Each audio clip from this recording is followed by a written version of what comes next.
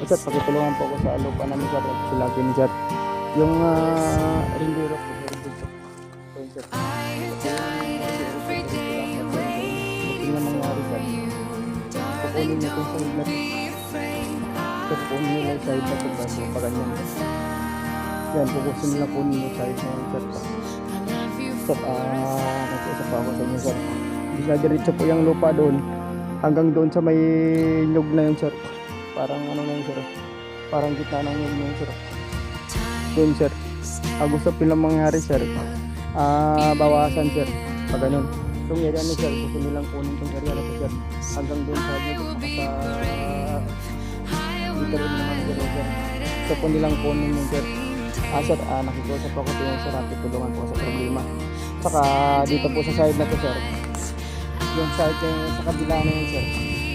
Ito po yung illegal buying dito sir. Yung likod din po nito nga side sir.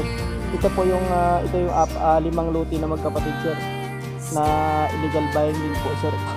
Na pinirmahan lang ang pangalan ni mama. Tapos yun hindi pa namin alam kung sinong kausap nila sir. Tapos yung pinalabas din nila po ang ama namin ang nagbinta, pero may nag-report po sa amin sir na hindi po nangyari kasi ang pirma nga po ay sinulat ang pangalan ni mama tapos hindi po pirma ni mama at hindi po yung magagawa ni mama sir. Ang pinapalusot nila sir, pinapalabas nila na yung magulang namin pero hindi po pirma ni mama. Tumawag po sa amin si mama sir bago yun namatay sir. Tapos yung ano sir, yung doon din sir sa kay Annalyn na Robin, ganun din po sir. Yung doon sa kabila sir, pinapalabas nila sir, ganun din sir, pinipirmahan lang ang pangalan ni mama. Yung doon sir, yung gawin na yun sir, doon po sir, yun po sir, yun. Humingi po ako ng tulong sa inyo sir, sa problema dito sa lupa sir. Nasana po, tulungan niyo po ako sir.